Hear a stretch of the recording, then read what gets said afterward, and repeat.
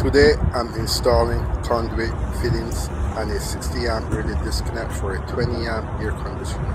Sounds oversized. I'll break it down while this setup still needs code and how to do it clean and safe with liquid conduit. For this job I'm using liquid type flexible conduit, compression fittings, a 60 amp non-fused disconnect, and a 2-pole 20 amp breaker which protects the actual load. I'll also be using my Klein wire strippers, pliers, and core line cutters to get the flex ready,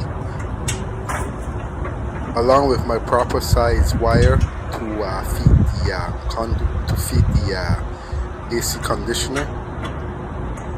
First things first, how I'm going to go about doing that, I'm going to be running my electrical wires from the main panel, the main 400 amp panel, which is located in the home, inside of the basement, inside of the furnace room, where there will be an electrical room in that location. I will also be using 20 amp 2-pole breaker. I'll be running my wires first. Then what I'm going to be doing is I will be installing my liquid type conduit secondly. Once that is done, I'm going to place my disconnect onto the conduit itself using my compression connector, which is approved for outdoor, weatherproof. I will also be using my compression connectors to ensure a weather-tight seal that's key for outdoor or damp location. Notice after, you will see I'm going to have straight 90s and secure strapping. I always maintain support spacing per coat. So at the disconnect right now, I'm going to be landing my wires, line side coming from the breaker, load side going out to the AC unit. So again, this is the normal procedure when it comes to the installation of the air conditioner. Again, as you can see, I have my Milwaukee drill. Milwaukee drill is what I like to use. It's strong, durable, works fine.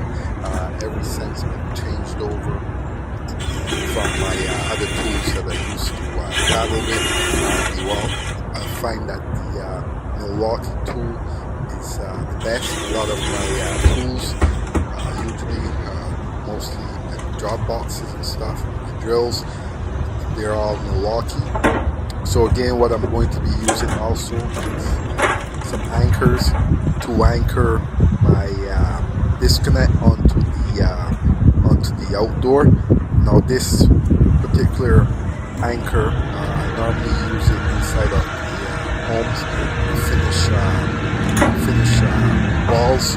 It's strong enough to go inside of the drywall and secure itself onto the drywall once you're starting to do your installation.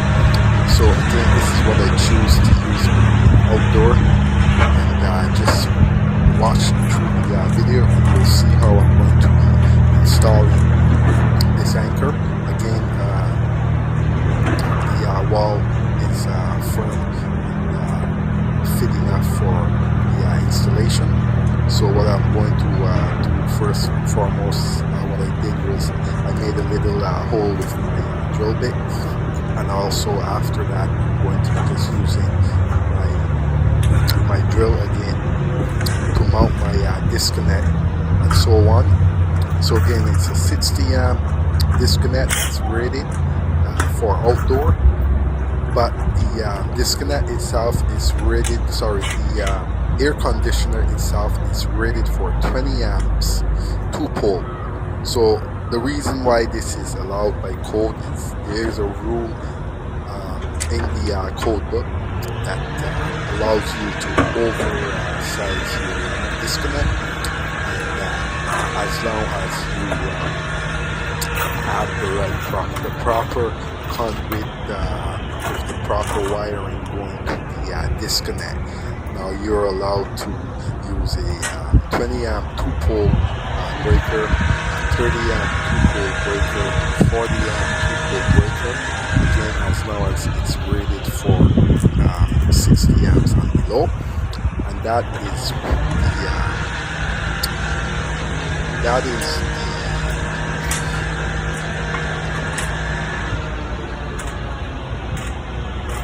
so that was the anchor that I just showed you there. Again, it's the anchors that I choose to use for this job.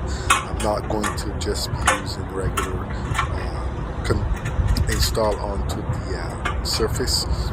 As you know, we all may know we have winter where I am, and when it comes to using stuff that don't meet the code, or even for instance stuff that there are other smaller anchors that you can use, but I've seen them come out of the wall a lot of times, so I choose to use something more durable that will last along with the installation that I'm performing for the air conditioner.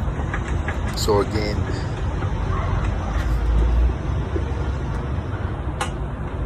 so a lot of you might be wondering why I'm using a 60 amp disconnect when the AC unit only draws 20 amps. The key is the disconnect.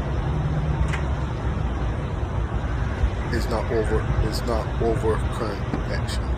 That's handled by the 2-pole 20 amp breaker back at the panel. The disconnect just needs to be sized for the conductors and load ready, and 60 amps covers the unit just fine under Canadian electrical code. Also very important to remember, once your wires are landed, ground hot 1 and hot 2, I usually do a pull test, then I secure the lid, the panel is labeled properly, and I always test my circuits before turning anything on.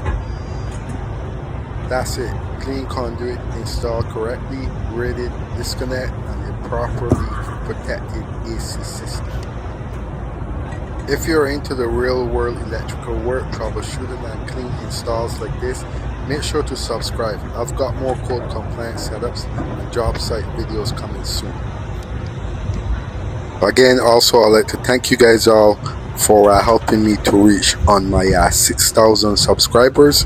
So again, it's a pleasure to have you guys support the channel, support Fabian Electrical Services.